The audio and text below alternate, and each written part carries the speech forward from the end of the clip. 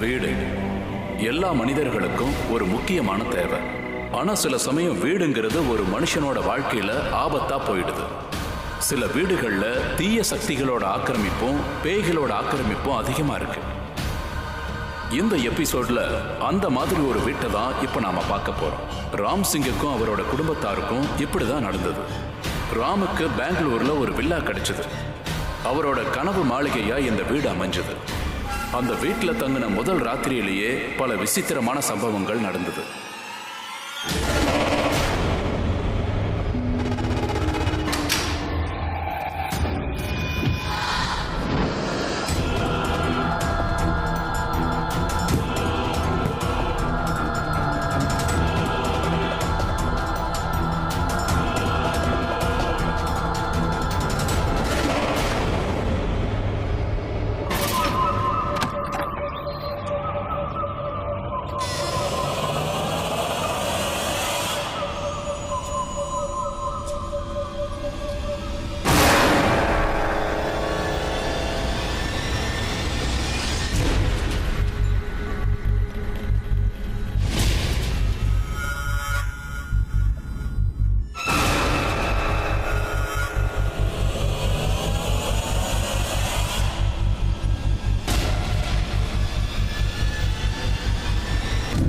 நானும் ராமும் காலேஜ்லேருந்தே ஃப்ரெண்ட்ஸ். நான் 2 இயர்ஸ்க்கு முன்னாடி தான் பெங்களூருக்கு ஷிஃப்ட் ஆனேன். நானும் ராமும் எப்போவுமே காண்டாக்டில் இருந்தோம். எனக்கு ராம்னா ரொம்ப பிடிக்கும். ஏன்னா அவன் ரொம்ப நேர்மையாக இருப்பான். நான் பெங்களூர்லேயே ராம்காக ஒரு நல்ல வேலை தேடினேன், நல்ல வீடும் தேடினேன். அப்போ எனக்கு தெரியாத விஷயம் ஒன்று என்னன்னா, அந்த வீடு எங்களோட சந்தோஷத்தையும் எடுத்துட்டு போயிடும்னு. அடுத்த நாள் காலையில் அவன் எப்போ கண் திறந்து பார்த்தானோ அப்போ அவங்க வீட்டில் இருந்த எல்லா பொருளும் கலைஞ்சிருந்தது. அவன் அப்படியே அதிர்ச்சி ஆயிட்டான். ஏன்னா வீட்டை அவன் நைட் பூட்டிட்டு தான் படுத்தான். அவனை தவிர வேற யாருமே வீட்டுல இல்ல. அன்னைக்கு அவன் வாழ்க்கையில ரொம்ப முக்கியமான நாள். ஃபர்ஸ்ட் டே அவன் கம்பெனில ஜாயின் பண்ண வேண்டியதா இருந்தது.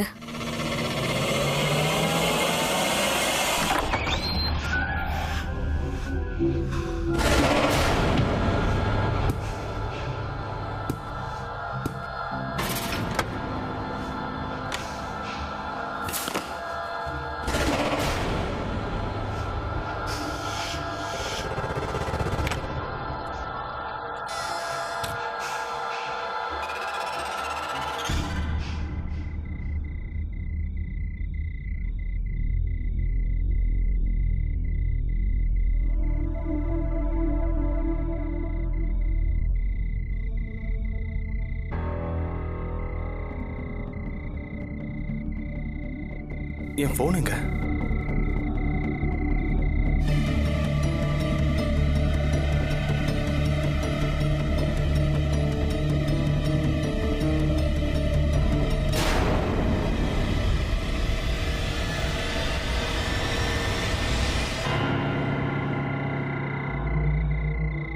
டிவி ஆன்ல இருக்கு.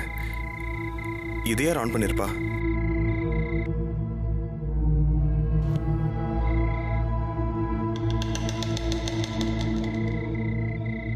இது எப்படி கீழே விழுந்தது?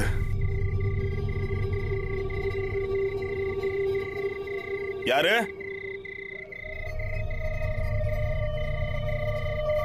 இங்க யார் இருக்கா?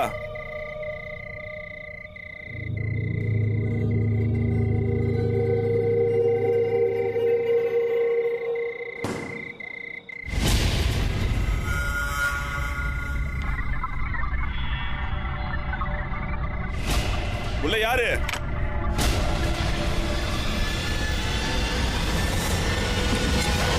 யாருன்னு கேட்கல. ஏய், யாரா இருந்தாலும் வெளியே வாங்க. ஏய், நில்லு நில்லு.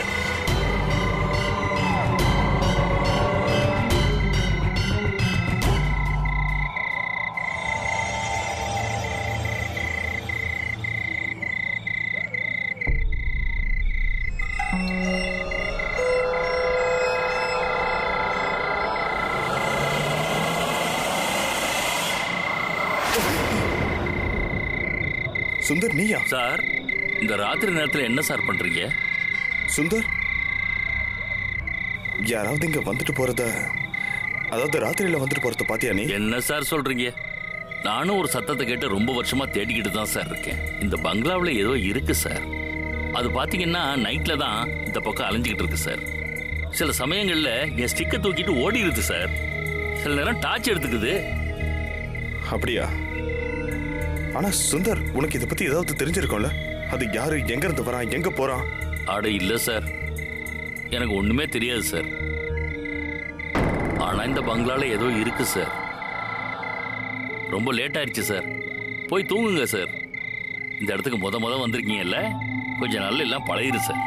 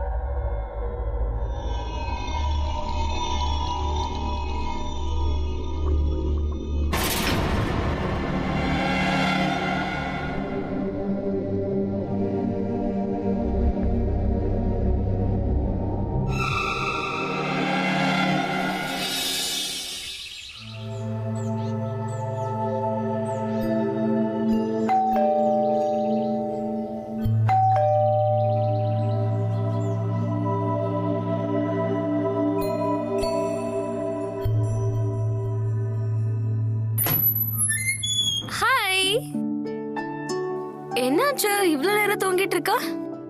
இன்னைக்கு புது ஆபீஸ்ல ஜாயின் பண்றல? ஐயோ கடவுளே, எனக்கு எப்ப விடிஞ்சதுன்னு தெரியலப்பா. இப்ப என்ன பண்றது? இப்ப ஒண்ணும் பண்ண முடியாது. சாக்ஷி கிட்ட பேசிட்டு நீ அவளுக்கு ஒரு இமெயில் பண்ணிட்டு நாளைல இருந்து ஆபீஸ்க்கு போய்டு. ஓகே? Thank you. இங்கே என்ன பேசிட்டு இருக்க முடியுமா என்ன? என்ன உள்ள கூப்பிட மாட்டியா? சரி, உன் போன் ஏன் ஸ்விட்ச் ஆஃப்ல இருக்கு? அம்மா, உன் போன் எங்க? ரச்சனா, என்னோட போன் எங்க போச்சுன்னு தெரியல. எனக்கு நல்ல ஞாபகம் இருக்கியா, என் போனை நான் வீட்டுக்குள்ள தான் வச்சேன். ஆனா பாதி ராத்திரியில கண்ணை திறந்து பார்த்தப்போ என் மொபைல காணோம். வீடு முழுக்க தேடி பார்த்துட்டேன், ஆனா என் மொபைல் கிடைக்கவே இல்லை. அப்படிலாம் எப்படி நடக்கும் ராம்? நீயும் இந்த வீட்ல தனியா தான் இருக்க. உன்னை தவிர இந்த வீட்ல வேற யாரும் இல்ல. என்ன, ஒரு வாட்ச்மேன் இருக்கான், அதுவும் வெளியில தானே இருக்காரு. சரி, ஓகே விடு, நம்ம ஒரு காஃபி குடிக்கலாமா? நீ போய் ட்ரெஸ் சேஞ்ச் பண்ணு, நான் வரேன்.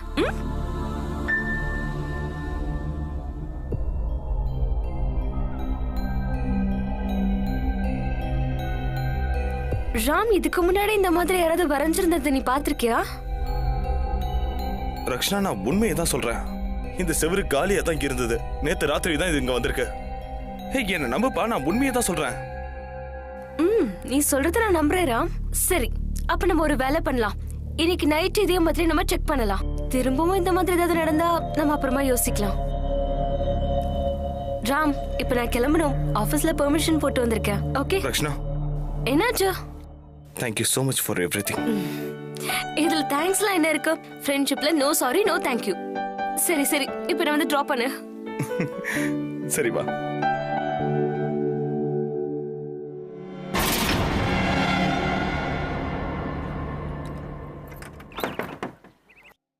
சரி வா. ராம், இப்பெல்லாம் நீ டைம்க்கு படுத்துறல? ஆமா ரக்ஷனா, உனக்கு தான் தெரியும்ல ரொம்ப நேரம் கண் முழிக்கிறது பிடிக்காதுன்னு. ஏன் திடீர்னு இப்படி கேக்குற? எனக்கு சரியா தெரியல. பட் ஆனா இந்த மாதிரி தூக்கம் சரியா இல்லைன்னா இப்படி நடக்கும்னு சொல்லுவாங்க. கம் ஆன் ரக்ஷனா, என்னன்னா பைத்தியம் நினைக்கிறியா? ஐயோ, எனக்கு தெரியும் ராம். அது இல்ல ராம், புது சிட்டி, வேலை இல்ல, நீ வேற தனியா இருக்க, அதனால இந்த மாதிரி நடக்கும்னு நினைச்சுதான் கேட்டேன். எனிவே ராம், நான் அப்ப கிளம்புறேன். சரி வா, நான் டிராப் பண்றேன். இல்ல இல்ல வேணாம், நான் அப்படியே போயிடுறேன். இன்னைக்கு ஈவினிங் பேசலாம். பாய். ஓகே. இப்பெல்லாம் நீ டைம்க்கு படுத்துறல? ஆமா ரக்ஷனா, உனக்கு தான் தெரியும்ல ரொம்ப நேரம் கண் முழிக்கிறது பிடிக்காதுன்னு. ஏன் திடீர்னு இப்படி கேக்குற? எனக்கு சரியா தெரியல. பட் ஆனா இந்த மாதிரி தூக்கம் சரியா இல்லைன்னா இப்படி நடக்கும்னு சொல்லுவாங்க. கம் ஆன் ரக்ஷனா, என்னன்னா பைத்தியம் நினைக்கிறியா? ஐயோ, எனக்கு தெரியும் ராம். அது இல்ல ராம், புது சிட்டி, வேலை இல்ல, நீ வேற தனியா இருக்க, அதனால இந்த மாதிரி நடக்கும்னு நினைச்சுதான் கேட்டேன். எனிவே ராம், நான் அப்ப கிளம்புறேன். சரி வா, நான் டிராப் இல்ல பண்றேன். இல்ல இல்ல வேணாம், நான் அப்படியே போயிடுறேன். இன்னைக்கு ஈவினிங் பேசலாம். பாய். ஓகே.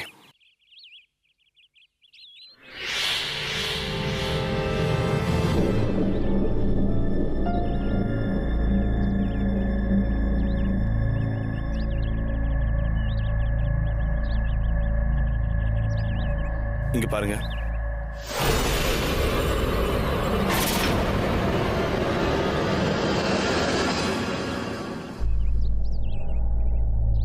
அது சரி, அன்னைக்கு நைட்டு இந்த வீட்டை பத்தி நீங்க எதோ சொல்லிட்டு இருந்தீங்கல்ல? ஆமா சார், நான் பழைய வாட்ச்மேனை சந்திச்சு பேசினேன் சார். அவன் இதுக்கு முன்னாடி இங்க வேலை செஞ்சப்போ இந்த பங்களால ஏதேதோ நடந்திருக்கான் சார். அதாவது இந்த பங்களால இறந்து போன ஒரு ஆளோட ஆத்மா சுத்திக்கிட்டு இருக்கான். அதுவும் நீங்க சொல்றத பார்த்தா இதுவும் அந்த ஆத்மாவோட வேலையா தான் இருக்கும் சார். ஒரு விஷயம் சொல்லுங்க சார், உங்களுக்கு இதுல எல்லாம் நம்பிக்கை இருக்கா சார்? இல்ல, எனக்கு நம்பிக்கை இல்லை. அப்படியெல்லாம் ஒண்ணும் இல்லை. எனக்கும் இதுல எல்லாம் நம்பிக்கை இல்லை சார். நானும் எதையும் பார்த்தது கிடையாது. ஆனா எல்லாரும் இருக்குன்னு சொல்றாங்க.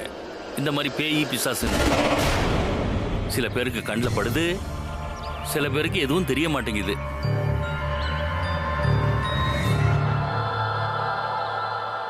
கேட்டு தருங்க.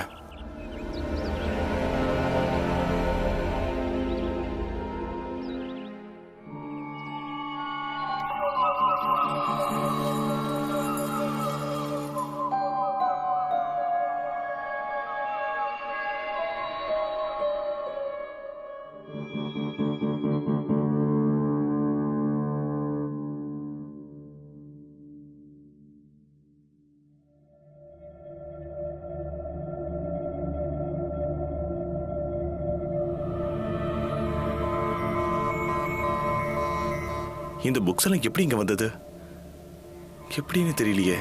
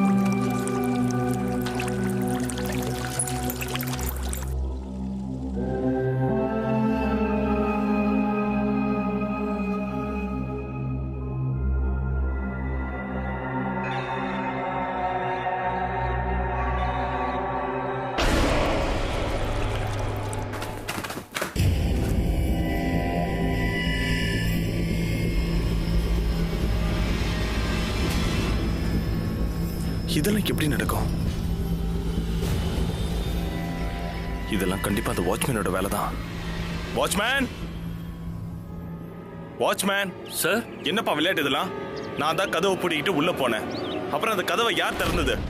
சார் எனக்கு இதை பத்தியெல்லாம் ஒன்றும் தெரியாது சார். உனக்கு தெரியாதுன்னா என்ன அர்த்தம்? அப்புறம் நீ டியூட்டி என்ன அழகுல பாக்குற? இங்க பாரு, எனக்கு நல்லாவே தெரியும் இந்த பங்களாவோட இன்னொரு சபி உன்கிட்ட தான் இருக்கு. அப்படின்னா எனக்கு நடக்கிற எல்லா விஷயமும் உன்னோட வேலையா தான் இருக்கணும். ஐயோ இல்ல சார், அந்த மாதிரிலாம் எனக்கு எதுவும் பண்ண தெரியாது சார். சார் நீங்க ஏதோ என்ன தப்பா நினைச்சுக்கிட்டு பேசுறீங்க.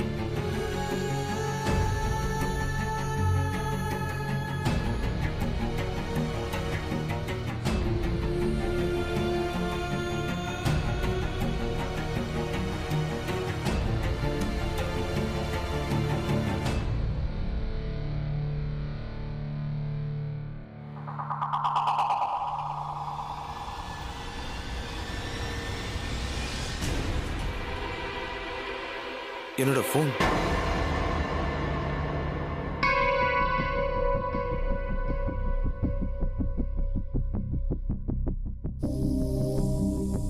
இதோட பேட்டரி எங்க போச்சு?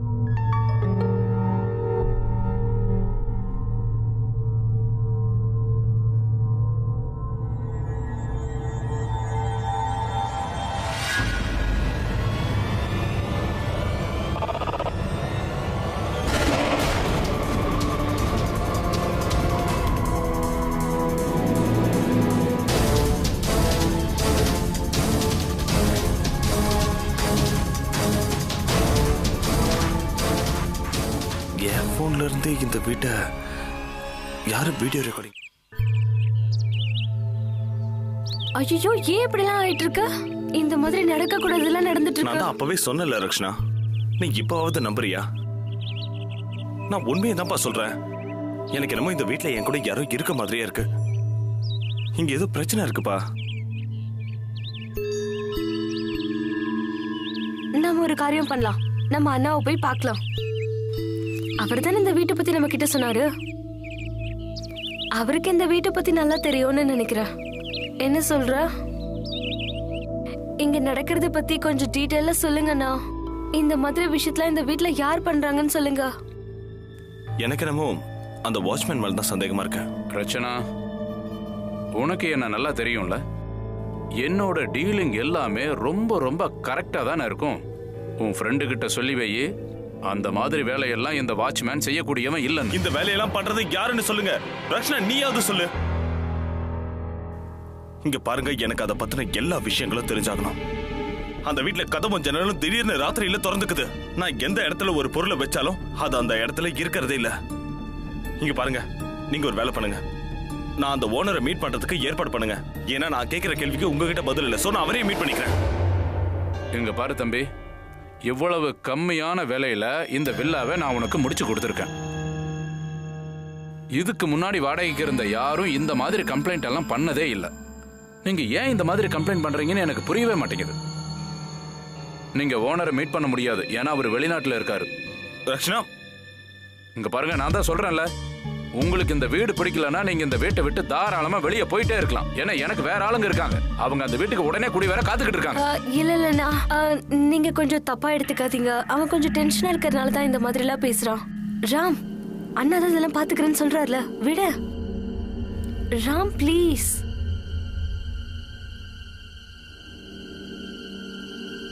சரி, போலாம்.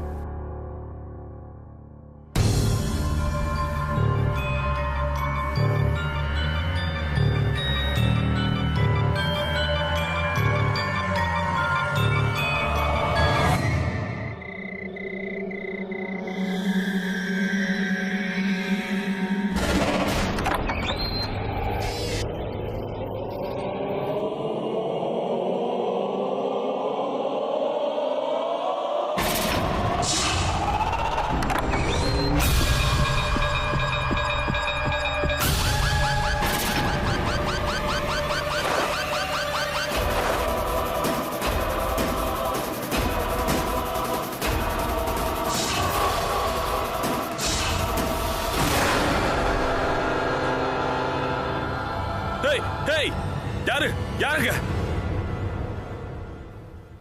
என்னோட ட்ரெஸ் எல்லாம்? ஏய், யாரது? யாரது? யாரது? யாருன்னு கேக்குறல? யாருங்க யாரு யாரு ஏய்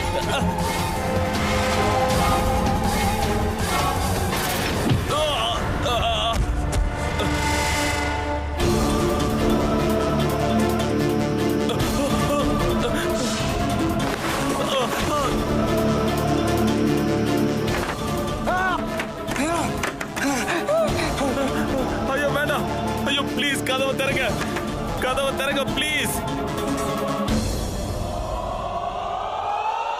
கொஞ்சம் கொஞ்சமா ராம் அமானுஷ சக்திக்கு அடிமையாக ஆரம்பிச்சான். அவனுக்கு இந்த விஷயத்துல நம்பிக்கை ரொம்ப அதிகமாயிடுச்சு. இது தீய சக்தி வேறன்னு நினைச்சான். அவன் இந்த ஊருக்கு எதுக்காக வந்தானோ அதையே அவன் மறந்துட்டான். அவனுக்கு வேலை கொடுக்க வந்தவங்களுக்கு கூட அவனோட பிஹேவியர்ஸ் பிடிக்கல. அவன் என்னெல்லாம் ஒரே மாதிரி இருந்தது. அந்த மொபைலை எடுக்கிறவனை கண்டிப்பா பிடிச்சிடணும்னு.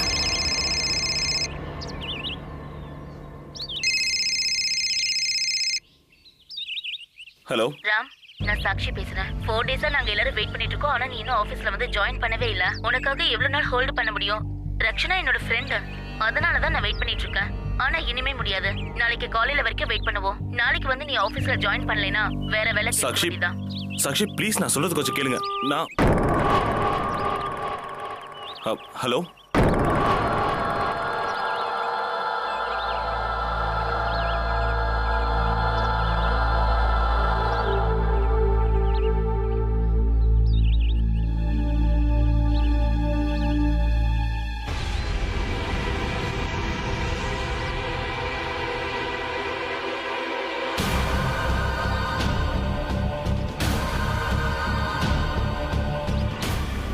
என்ன இங்க கூட்டமா இருக்கு? தள்ளி நில்லுங்க.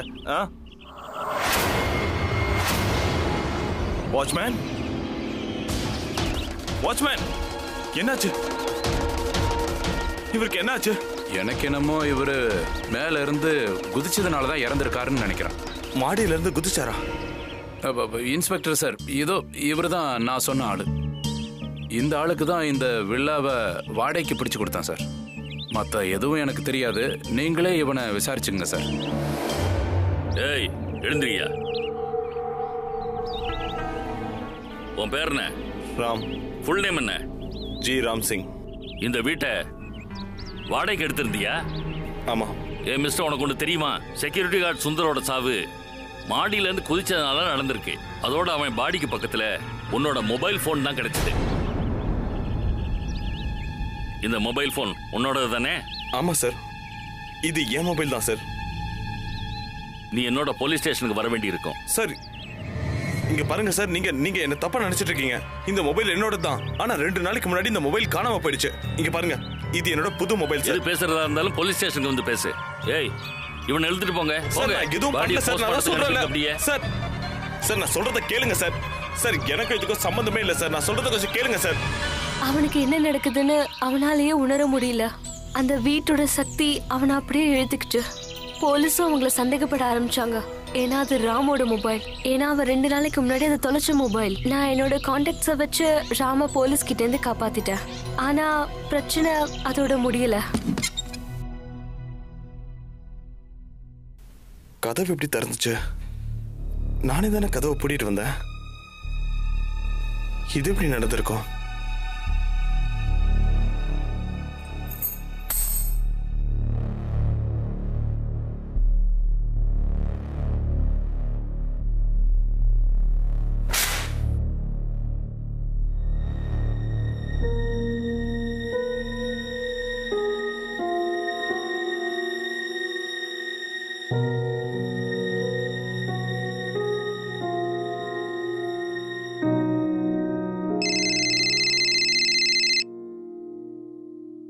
ஹலோ ராம், ரொம்ப சாரி ராம்.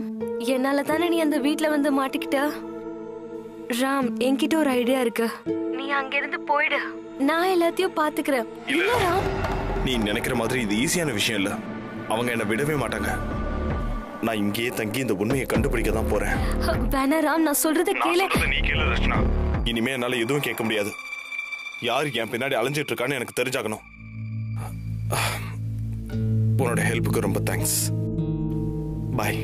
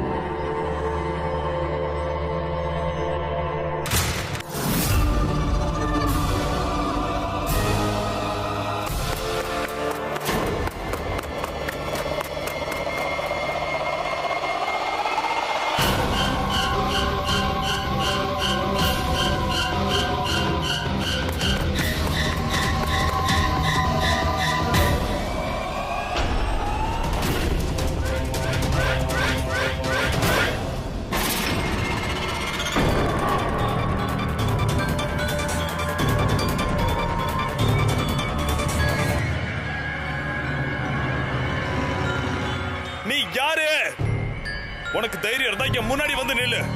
யார் நீ? யார் நீன்னு கேக்குறல்ல?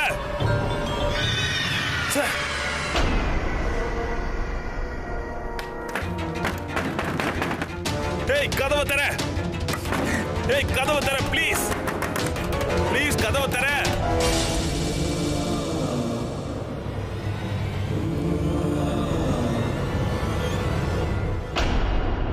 ராமோட நிலைமை நாளுக்கு நாள் மோசமாயிக்கிட்டே போயிட்டு இருந்தது. அவன் பைத்திய மாதிரி அலைய ஆரம்பிச்சுக்கிட்டு இருந்தான். ராத்திரி பகல் தூங்குறதே கிடையாது. வீட்டை பூட்டிக்கிட்டு உள்ளேயே இருந்தான். யாரையும் சந்திக்கிறதும் கிடையாது, யார் கூடவும் பேசுறதும் கிடையாது. அவன் வேலை போனதை பத்தி கூட அவனுக்கு சுத்தமா கவலையே இல்லை. சில சமயம் அவனோட மொபைல் அவனே ஒளிச்சு வச்சுட்டு அவனே தேட ஆரம்பிப்பான். திடீர்னு ஒரு நாள்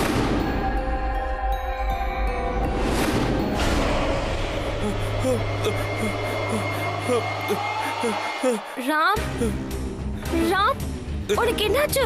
சொல்றது கேளு ராம். ராம், ராம், நான் சொல்றது கேளு. ராம், நான் தான். ரஷ்னாவா? இல்ல இல்ல இல்ல இல்ல, ஒண்ணும் இல்ல.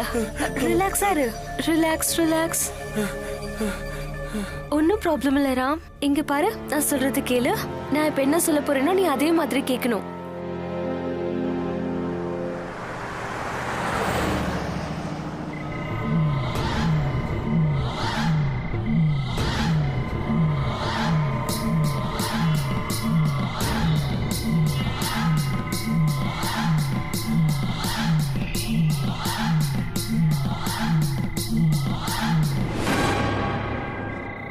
மொபைல கொடு.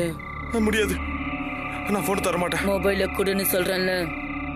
அந்த ஆத்மாவும் பின்னாடி தான் நின்னுட்டு இருக்க.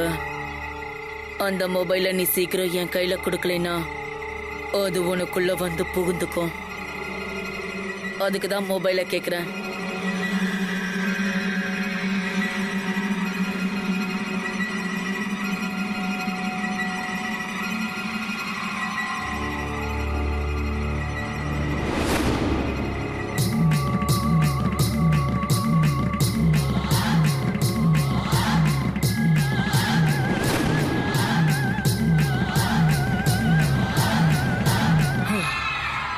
அந்த வீட்டுல நிறைய ஆத்மாக்கள் தெரிஞ்சிட்டு இருந்தது.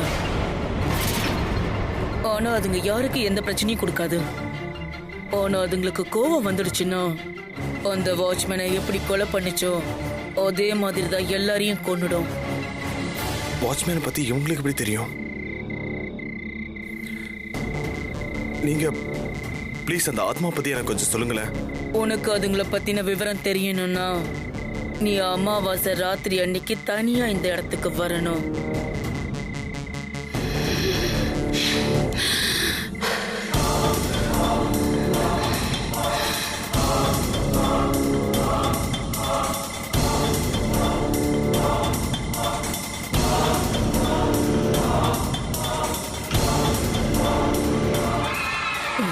இப்ப இதெல்லாத்தையும் நீ உன் கையோட கொண்டு போ.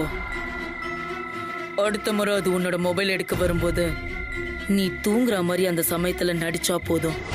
அது உன்கிட்ட வந்ததுக்கு அப்புறம் இதால அதோட கைய 3 வெட்டு வெட்டிட. நல்லா ஞாபகம் வச்சுக்கோ. ஒருவேளை உன்னால அந்த மாதிரி பண்ண முடியலைன்னா அப்புறம் உன்னை யாராலையும் காப்பாற்ற முடியாது. ஓ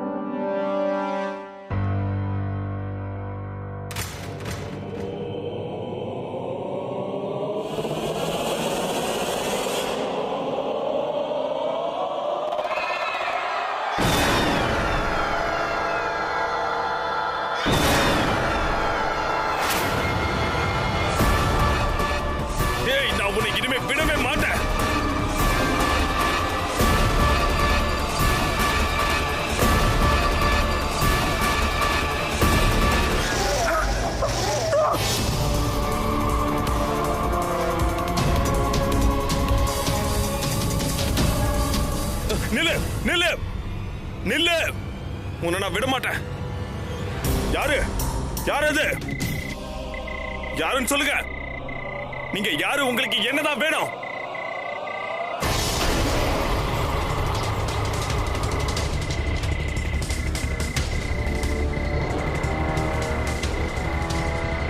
நீ எங்க இருக்க? என் முன்னாடி வா, என் முன்னாடி வா.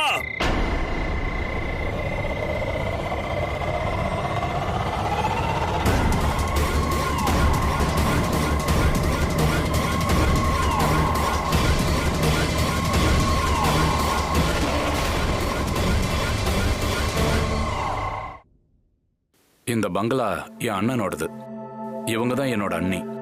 இவரு தம்பி, இது அவங்க பையன். இவங்கெல்லாம் அங்க தங்கிட்டு இருந்தாங்க.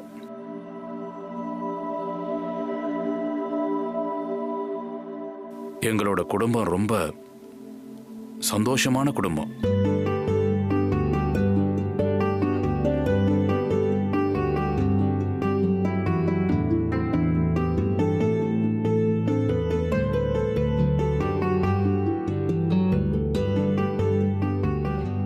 எங்க அண்ணன் ரோடு போடுற கான்ட்ராக்ட் வேலையை பார்த்துக்கிட்டு இருந்தாரு. ஒரு பெரிய டெண்டரை எப்படியாவது பிடிச்சிடணுங்கிறதுக்காக ரொம்ப மோசமான ஆளுங்களை பகைச்சிக்க ஆரம்பிச்சாரு. அந்த ஆளுங்க ஒரு நாள் அவங்க வீட்டுக்குள்ள நுழைஞ்சு எங்க அண்ணனையும் எங்க அண்ணியையும் ஒன்றும் தெரியாத அவங்க பையனையும் ரொம்ப கொடூரமா கொலை செஞ்சுட்டாங்க. எங்க அண்ணன் அண்ணியோட பிரேதம் கூட கிடைச்சிருச்சு. ஆனா என்னோட அண்ணன் பையனோட பிரேதம், அபிஷேக்கோட பிரேதம் ரொம்ப நாளைக்கு அப்புறம் தான் கிடைச்சது. அவனோட பிரேதம் கிடைக்கும் போது அழுகி போய் மோசமான ஸ்மெல் வந்தது. அவன் ரொம்ப அழகான குழந்தை. படிப்பு விளையாட்டு ரெண்டுத்திலையும் ஃபர்ஸ்டா வந்துகிட்டு இருந்தான். வாலுத்தனம் பண்றதுல அவனை மிஞ்ச யாராலையும் முடியாது. எல்லாருக்கும் அவனா செல்லம்.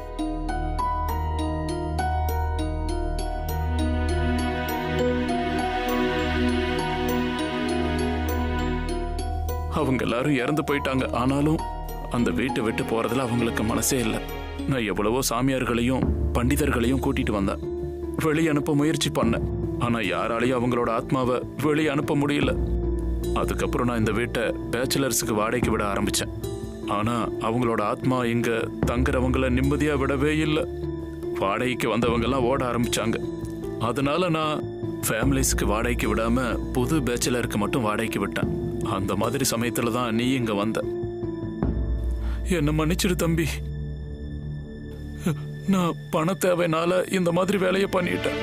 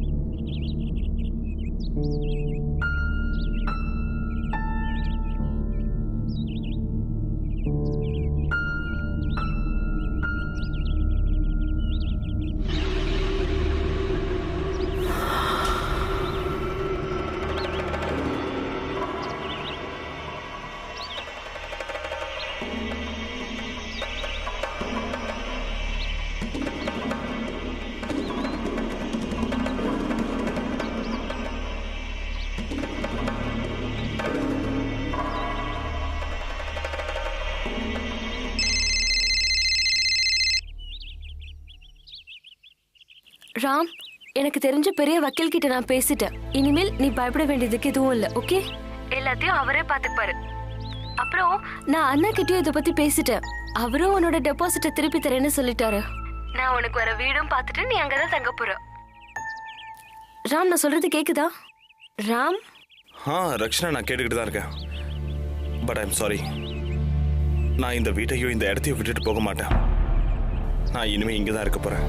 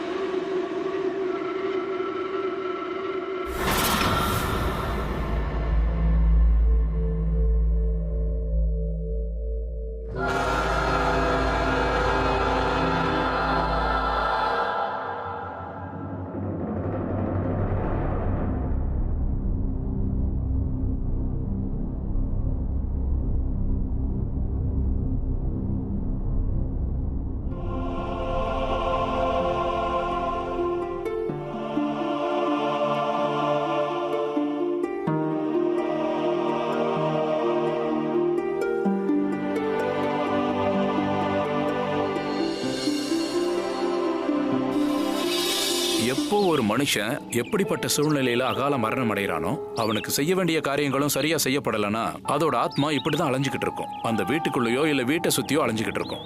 அதுங்க யூஸ் பண்ண பொருள் மேலேயே அதுங்க நினைப்பா இருக்கும். ஏதாவது விளையாட்டு பொருள் இல்ல வேற ஏதாவது விஷயங்கள் இருக்கலாம். இந்த எபிசோட்ல பாத்தீங்களா, அந்த மாதிரி வீட்டுக்குள்ள இருக்கிற விஷயங்கள் வேற இடத்துக்கு மாறும், திரும்ப அதே இடத்துக்கு வந்துடும். ஆத்மாக்களை உணர்ற மனுஷங்க அதை எப்படியாவது வெளியே தள்ள முயற்சி பண்ணுவாங்க. ஏதாவது மந்திர தகடை யூஸ் பண்ணுவாங்க. இந்த மாதிரியான தகடை யூஸ் பண்ணா ஆத்மாக்களை வெளியே அனுப்ப முடியும்னு சொல்லுவாங்க. அதுங்களை தடுத்து நிறுத்த முடியும்னு சொல்லுவாங்க. ஆனா ஒரு விஷயம், சில ஏமாத்துக்காரங்களும் நிறைய பேர் அலைஞ்சுக்கிட்டு இருக்காங்க.